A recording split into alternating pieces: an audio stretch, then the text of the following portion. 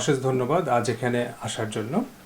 আপনারা সবাই জেনে থাকবেন যে বর্তমানে একজন ইমিগ্র্যান্ট যদি ভিসার অ্যাপ্লিকেশন করে তাদেরকে ইমিগ্রেশন হেলথ সারচার্জ বা আইএইচএস ফি পে করতে হয়, যেটা কিনা বর্তমানে 1035 পাউন্ড পার ইয়ার পার পারসন। তার মানে কেউ যদি 5 বছরের জন্য ভিসার অ্যাপ্লিকেশন করে তাকে প্রায় 5000 pound immigration health surcharge pay করতে হয়। আর এটা প্রায় 20,000 পাউন্ড হয়ে যায় যদি সে দুটো বাচ্চা সহ ফ্যামিলি হিসেবে অ্যাপ্লিকেশন করে। আমার মনে হয়েছে এটা একটা আনফেয়ার রুল। আমার মনে হয়েছে রুলটা চেঞ্জ হওয়া উচিত এবং ইমিগ্রেন্টদেরকে একটা সুযোগ দেওয়া উচিত যে তারা যেন এই ফিটা ইনস্টলমেন্টে পে করতে পারে। আর সেই কারণে আমি ব্রিটিশ পার্লামেন্টে রুল চেঞ্জের জন্য একটা পিটিশন করি। পিটিশনটা ইনিশিয়ালি অ্যাকসেপ্টেড হয় এবং তাদের ওয়েবসাইটে এটা লাইভে যায় সিগনেচার কালেকশন করার জন্য।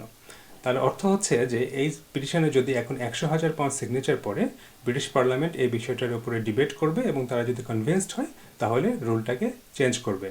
আর এই কারণে আমি আপনাদের মাধ্যমে সবাইকে অনুরোধ করতে চাই আপনারা প্লিজ এই পিটিশনে সিগনেচার করুন। আমি আরও অনুরোধ করতে চাই সোশ্যাল মিডিয়া ইনফ্লুয়েন্সারদেরকে যে আপনারা প্লিজ আপনাদের ফলোয়ারদেরকেও এনকারেজ করুন যেন তারা এই পিটিশনে সিগনেচার করে এবং ইভেনচুয়ালি গভর্নমেন্ট যেন রুলটাকে চেঞ্জ করে। আপনি কি প্রস্তাব করছেন এখানে?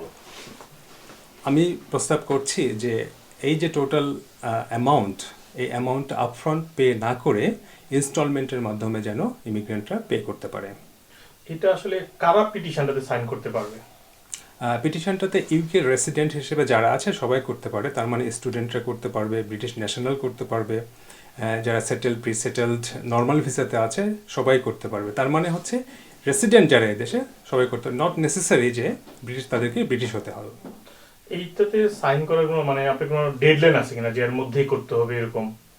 হ্যাঁ, 19শে জুন পর্যন্ত একটা ডেডলাইন আছে। এই ডেডলাইনের মধ্যে অ্যাটলিস্ট 100,000 মানুষকে পিটিশনটাতে সিগনেচার করতে হবে। পিটিশন কোথায় পাবে, এই লিঙ্কটা অথবা অ্যাড্রেসটা যদি বলেন? পিটিশনটা ইউকে পার্লামেন্টের ওয়েবসাইটে আছে। আমি আপনাদেরকেও রিকোয়েস্ট করব যে আপনাদের পেজের একটা লিঙ্ক দিয়ে দেওয়ার জন্য। আরেকটি হচ্ছে যার কারণে আপনি পিটিশনটা দিচ্ছেন, মানে কেমন ইমিগ্রেন্ট এই ধরনের সমস্যায় পড়েন যারা একসাথে এতগুলো পয়সা দিতে পারে না, আপনার কেন মনে হলো যে এটা করা উচিত? দেখেন দুই ধরনের ইমিগ্রেন্ট আছে এদেশে, point base system and non point base system. Point base system মানে যারা স্টুডেন্ট, ওয়ার্ক পারমিট, বিভিন্ন রকমের পয়েন্ট বেস সিস্টেম ইমিগ্রেন্ট যারা, তারা বেশি সমস্যায় পড়ে রাদার দ্যান আদার ক্যাটাগরি।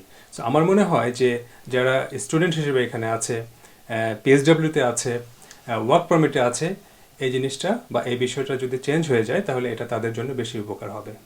যাদের ভিসা সমস্যা বা যাদেরকে ভিসা এক্সটেনশন করতে হবে বা অ্যাপ্লিকেশন করতে হবে, শুধু তারাই না, তাদের রিলেটিভস বা এদেশের যে কোনো নাগরিক বা রেসিডেন্ট তারা যদি এই বিষয়টাতে কনসার্ন হয়, তারা যদি মনে করে যে না এই রুলটা চেঞ্জ হওয়া উচিত, এটা একটা অন্যায় রুল, একটা আনফেয়ার রুল, তাহলে কিন্তু তারাও এই পিটিশনটাতে সিগনেচার করতে পারে।